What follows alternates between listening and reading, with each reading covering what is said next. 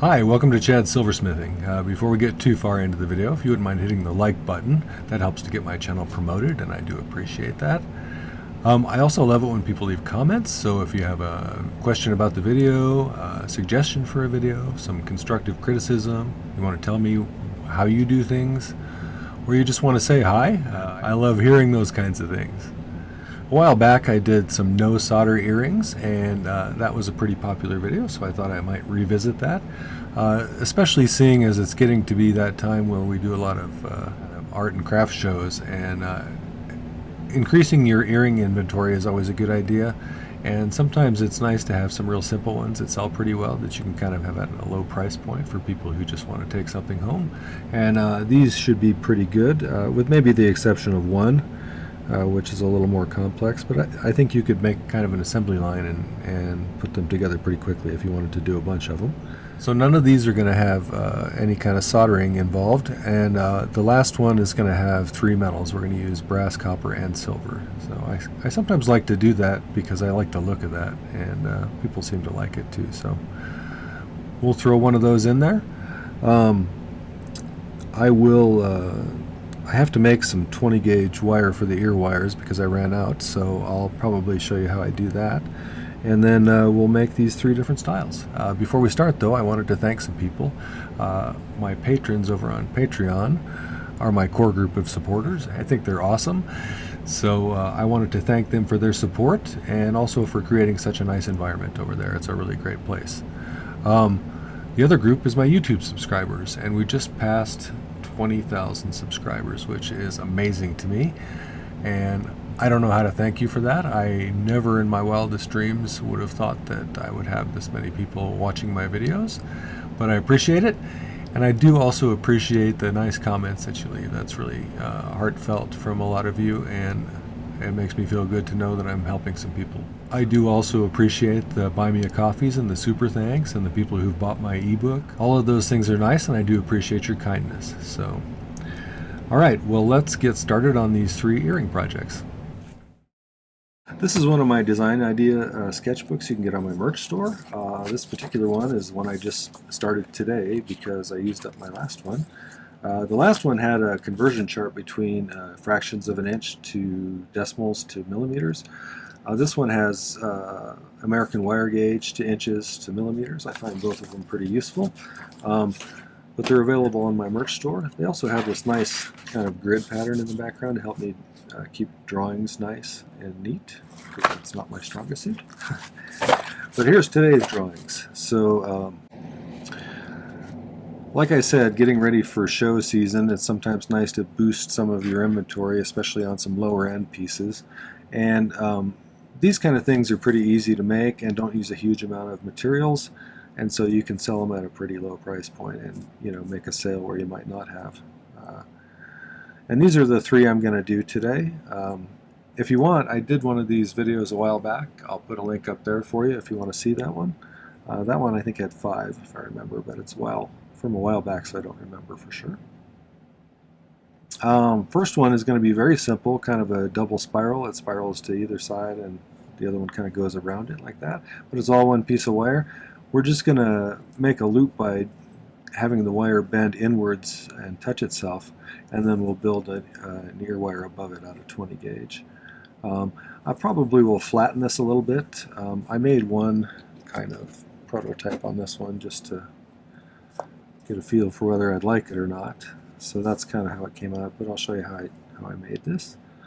And then we'll probably flatten them both a little bit, and then I might need to do a little bit of realigning of things because sometimes that moves things out of position. So that will, however, make it a little bit stiffer, and it'll hold its shape a little better. So, but I like that one. I think that'll be cute. This one I'm going to make out of, oh, this was 14 gauge round wire, by the way, which is 1.6 millimeters. The second one I'm going to do is going to be kind of a series of little hinged items like this hanging down to give it some movement. I like earrings that have some movement. It kind of catches your eye. So I'm going to make these little parts out of 16 gauge round wire, and this is 22 gauge sheet. I have yet to decide whether I'm going to texture those or something. I'm not sure whether I'm going to do that or not. I haven't decided. Sometimes shininess is really good too, so But that'll be pretty easy, I think. It may just take a little while to shape all those pieces. Um, this third one is going to be the tri-metal piece.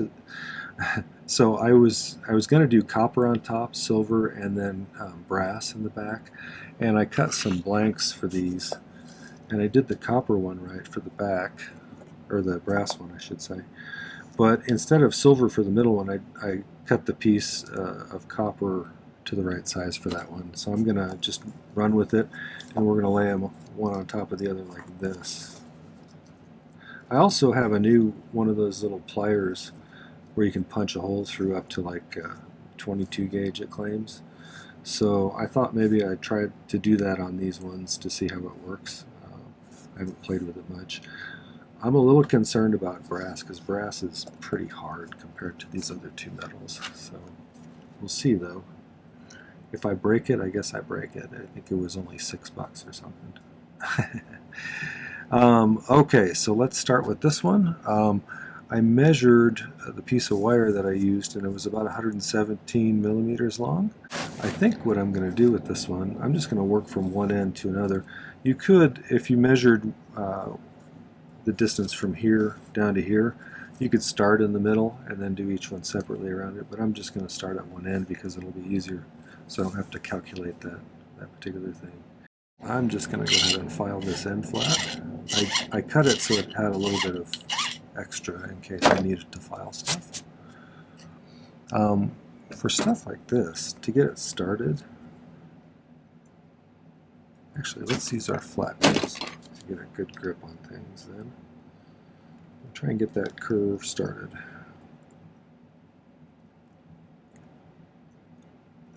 If I need to, then once I got it started like that, I can use my chain nails pliers.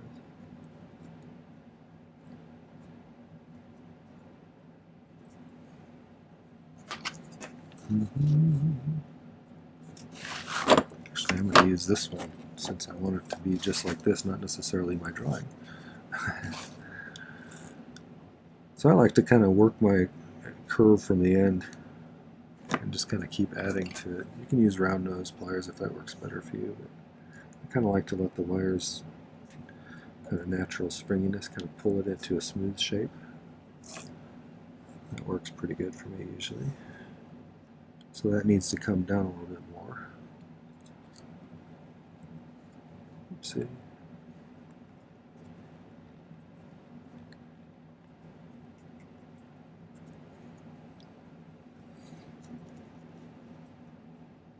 Yeah, we're talking.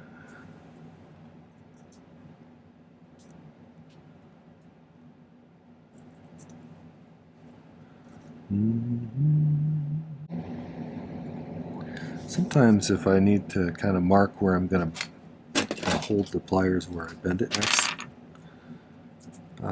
it starts to curve away from the curve. If you can see that.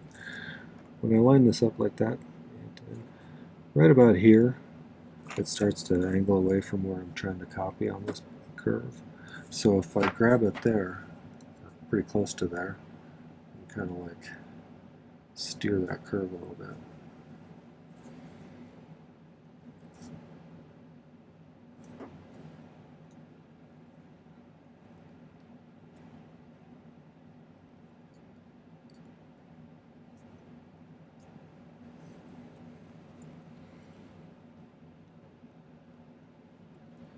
So we're pretty good past that point now.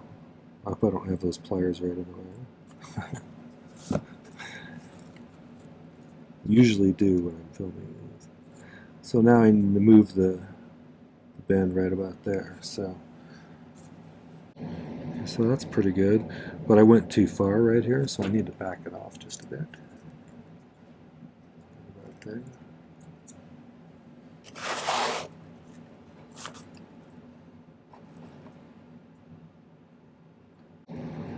Starting to get in the right range here. So I'm going to mark it there because I want to start making this little loop at the top now. I think I'll use my nail making pliers. So I'm going to use the smallest one But to start, I want to bend this outwards a little bit right at that mark.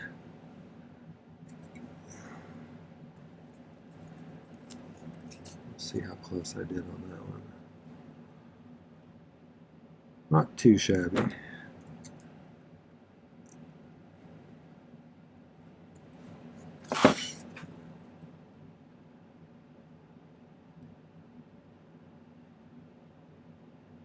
Shabby. Does anybody use that word anymore? Shabby?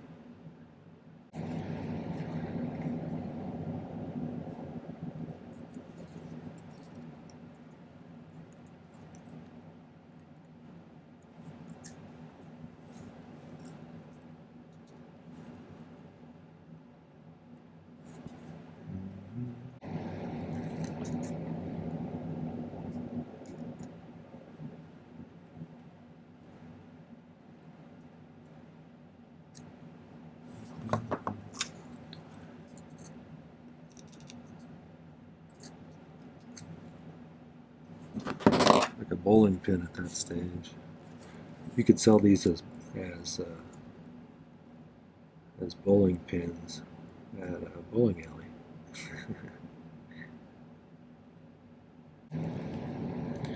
We're getting in the range of where I want it to be. So now we're going to kind of like do this kind of a bend.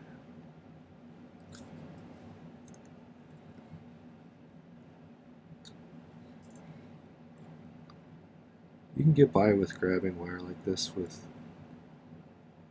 chain nose pliers and wide nose pliers as long as you kind of use a gentle touch.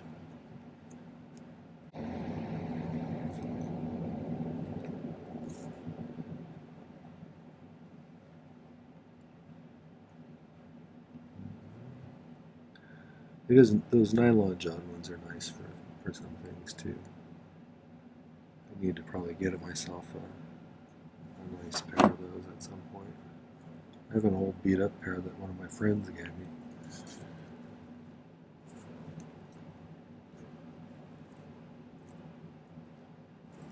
Pretty close. Oh yeah, I think it's so much longer on that one. Well, I could have cut it a little bit shorter than that had I known.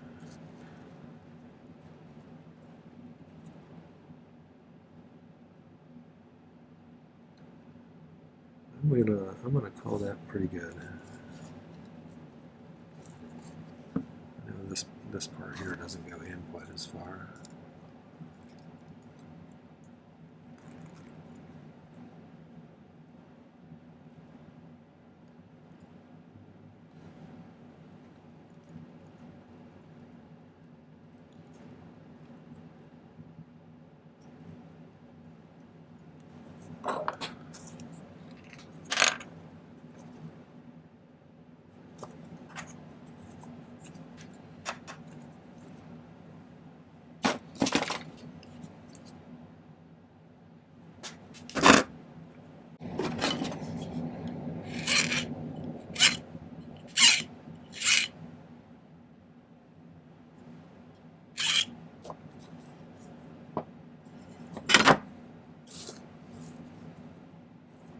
Pretty close.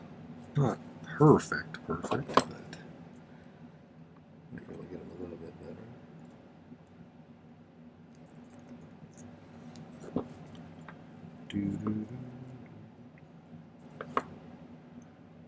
I think I'm going to call that good enough. And then I start messing with it again. Okay, where did I put my little bench block?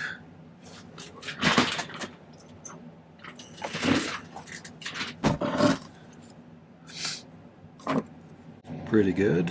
So that's, I'm just going to use a chasing hammer to gently hammer these flat.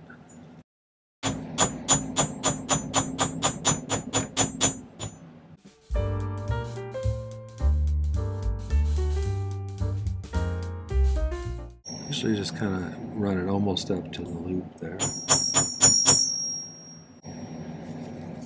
I kind of like that. I think that looks nice. do the other one and see if we can keep it relatively symmetrical. I'm going to show you how to pull some wire through a draw plate as well, if you haven't seen the video about that. So let's go do that real quick. We'll come back and I'll make some ear wires for these, and then I'll show you how to make the other two pairs of earrings.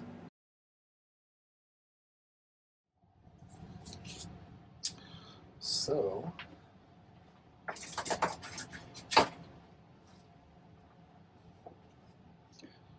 I filed this end just a little bit smaller so I can get it through the next hole. And we'll grab it with our draw tongs.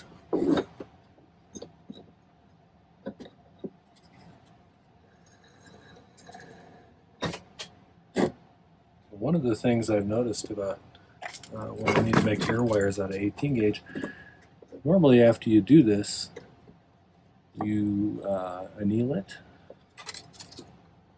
to soften it back up to make it more malleable. But since with ear wires you want them to be a little stiff, after I pull it through these other two holes, it's going to be nice and stiff and good for ear wires, so I won't anneal it after that.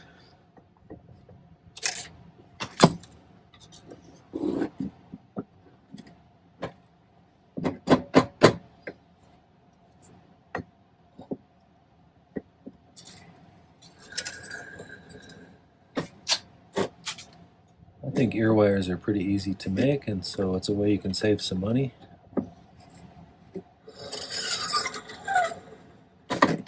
Okay, we'll take that back and use them. So I cut some pieces out of that 20 gauge wire that we just made, and I didn't really measure, I just kind of eyeballed it, but call it 2 3/4 or 70 centimeters or 70 millimeters. So I'm going to take my round nose pliers and go down about 3/4 of an inch, 15 millimeters, somewhere thereabouts. And I'm going to do this. I'm going to make kind of like a cursive, the bottom of a cursive L. If you're old enough to have been taught cursive. I want them to face opposite directions, and so I'm going to slide this one on with this thing towards me.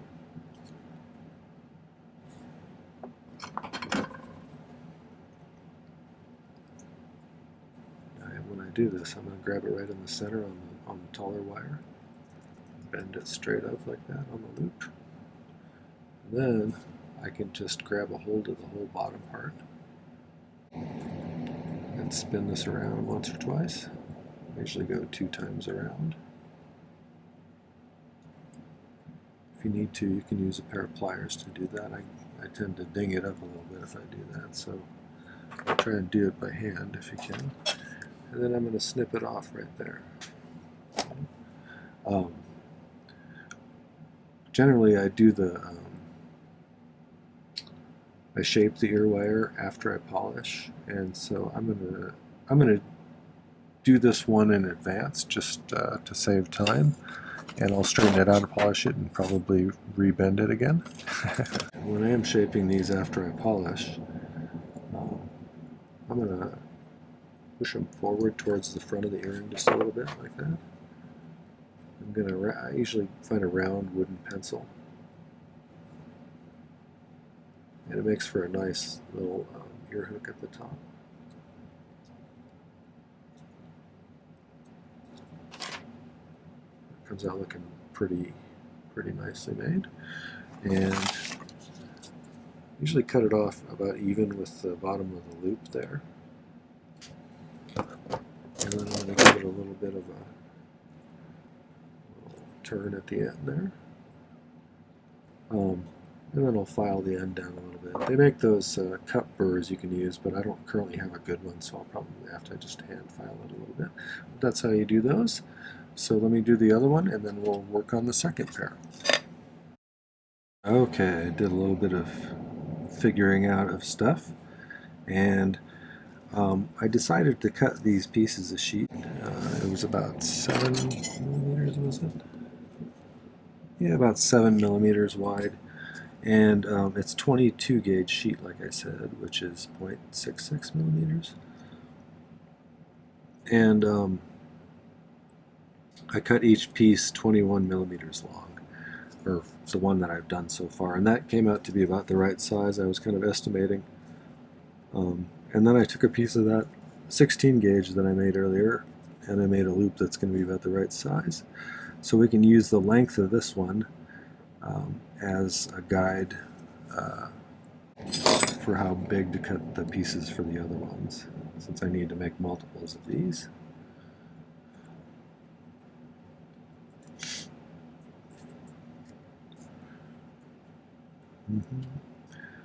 One thing I will have you notice, though, is I'm not closing these all the way.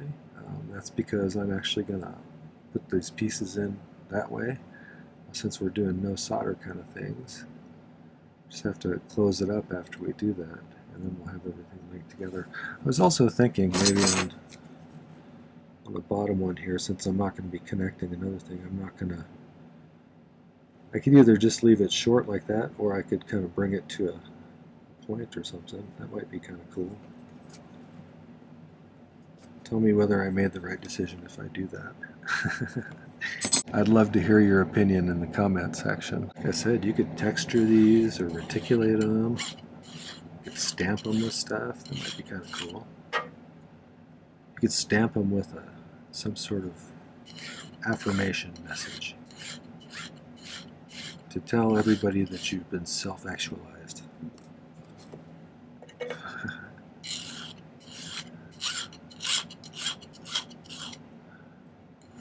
So the way I did these, I started with the smallest one of these on my bail making pliers again, but I didn't go all the way around.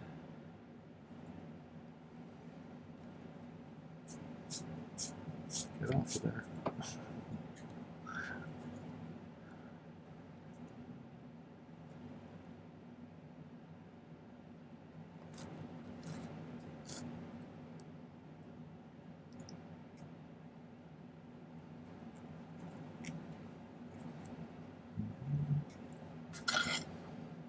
At this point, if there's any kind of variation, like it's gone inwards on one side more than the other, I'll probably correct that at this stage. I'm also gonna, right here, I'm gonna use these to push down that edge on the front side of each of these little loops we made, just a little bit.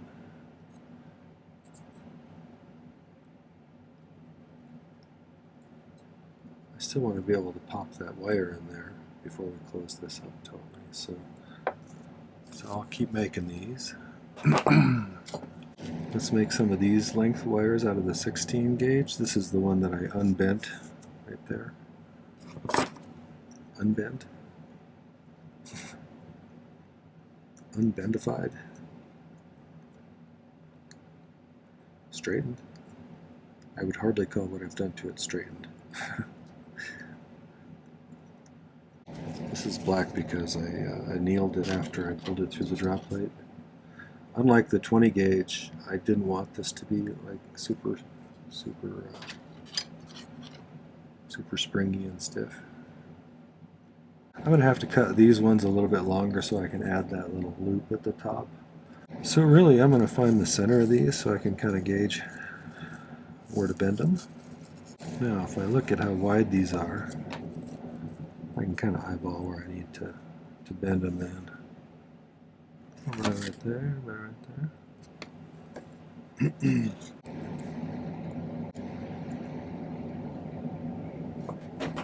Let's see how close we are.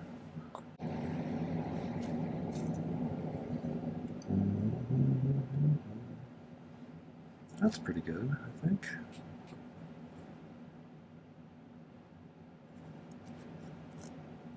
So I'm going to bend these in just a little straighter.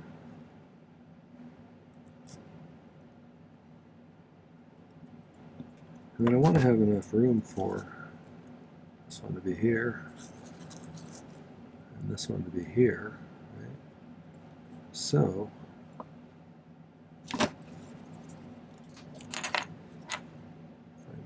bend about right there. That should get me kind of where I want to go.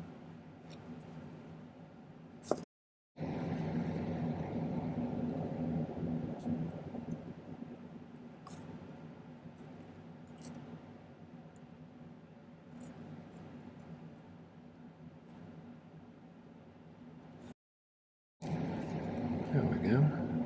Yeah, that's kind of the look I was trying to get. It kind of look like that. So I'm going to make a few more of these and some more of those. And then I'll probably make a special one for the bottom here for each of them. Maybe I'll just curve one side and then taper the other side instead of curving it. The top thing here, let's make one of those and see if we can get that. It needs to be a little bit longer. I'm going to err on the side of quite a bit longer.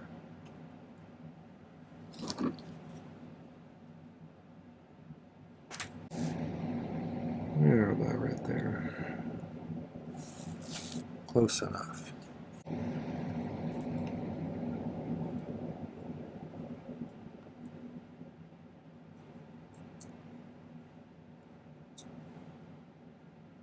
I could do it that way, or you can bend it back the other way. I think I might do it this way. We changed plans mid project here a little bit. I do that pretty frequently. I'm not sure if others do or not. Sometimes when I'm going along, I'll be like, oh, there's a better way to do that. I'm curious whether other people experience the same thing. Sometimes it's after I've already done something. Like I do a set of prongs in a particular way, and then I'll realize there was quite a bit easier way to do it. Sometimes I'm just kind of making things up as I go.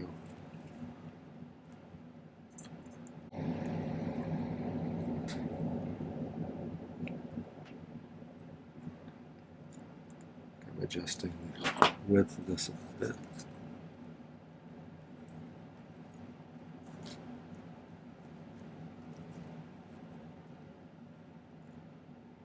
That's about the right width. So, get them to bend in about, I guess about right there.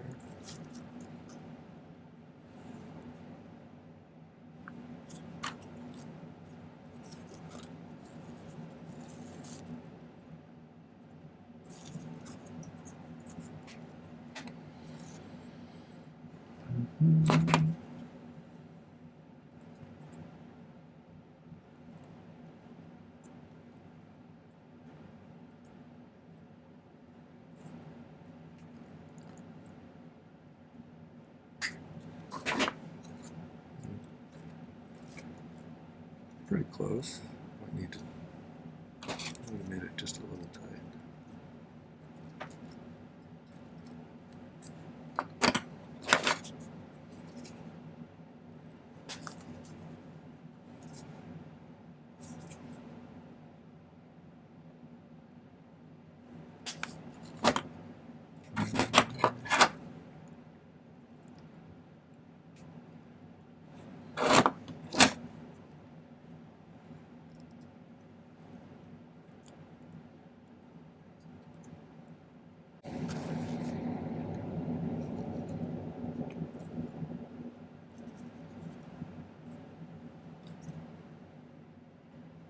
Like that.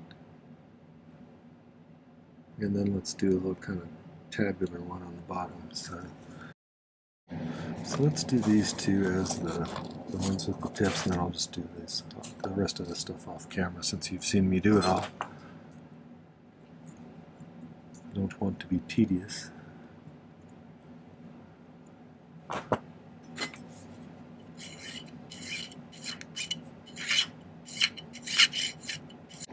I have to take a survey on who uses my videos to learn how to do stuff and who uses them as a sleep aid.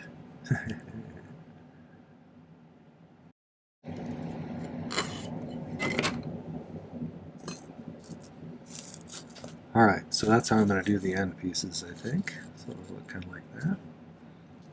I think I like that. I think those will be kind of cool and flowy. But I'm going to make the rest of the components, then we'll put them all together at the end. And then we'll start working on the last ones. Okay, so I have this one all closed up except for the top piece. And so, do that one. And then really all I did was push that down like that on each of them. And then we'll be able to add that ear wire on top of that. And you see how that kind of moves nice? I think that's going to really be light catchy. It looks sort of 80s to me or something maybe. So there was no solder involved there. And like I said, I'll attach some ear wires to those too. But let's do these last ones. I saved the biggest ones, the brass ones, to saw in front of you. So let's go saw these out. What I did was I super glued two pieces of the brass together. I also did these, but I already cut these ones just to save a little time because it's pretty much the same process. So I've got these here. So I'm just going to go over there and we're going to cut these out. Okay, hopefully you can see here I've got a 00 on this. So let's get these cuts started on this side.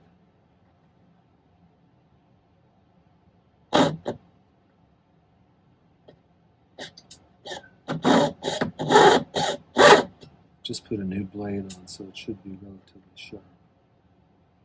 I'm not going to use any lube. I kind of like to feel it cut into the metal a little bit more. We use up a few more blades, but you can tell what's happening better.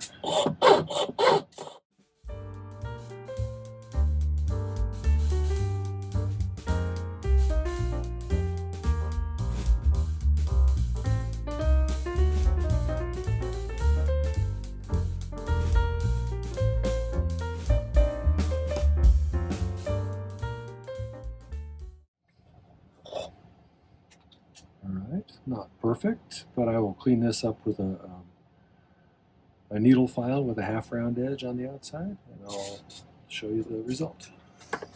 Okay, so I have these all kind of shaped, at least crudely shaped, into the final sort of way that I want them to look. And these, of course, will kind of sit like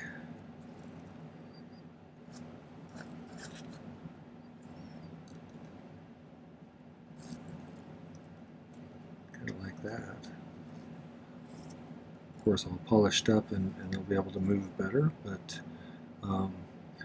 next, what I'm going to do is I've kind of scribed out a line a little bit of ways in from the edge, maybe 3 millimeters, and then tried to find the center this way, so I know where to put the hole. And this is one of those little hole punching pliers. I've never had one, so I wanted to see if I liked them or not. So let's give it a try.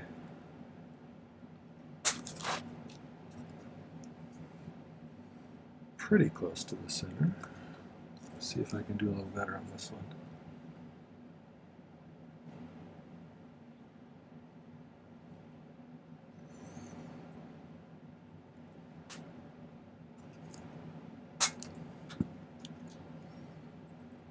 It's not bad. Now let's see if it'll work on the brass one. This is the one I'm worried about because brass is kind of hard. We shall see though. This is supposed to be the maximum gauge you can do.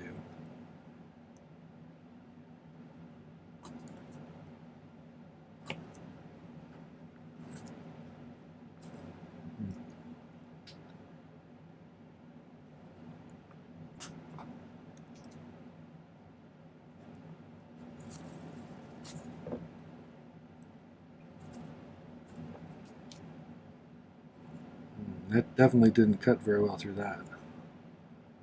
For the brass one, I think I'm going to have to drill it a little bit, which is fine. Let's see if that affected whether this punches the other ones out.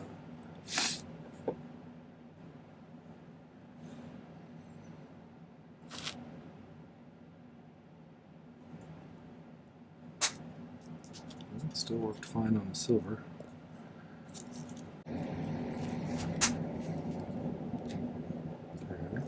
and then I'll be right back after I drill these both. Okay, a few things to note. I cut these wires just a little bit longer for this one because I wanted to make a wider, flatter kind of ring for these. And I spent some time getting them all lined up, and then I did round the ends a little bit so they look a little more streamlined and kind of almost Bauhaus-ish, I guess, or 70s sort of. But I like them. They move nice. They have nice colors. We'll get those polished up and get them all finished, and I'll show you the final results. So, the only ones I needed to pickle were the ones where I had some wire that was annealed because it had gotten color stained by the heat. And so those ones are pickling, and the rest I'll just polish up and show you at the end.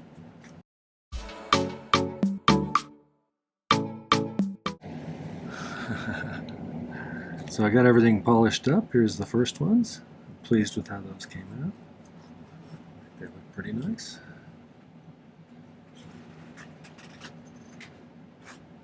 Second ones, kind of got this nice movement like that.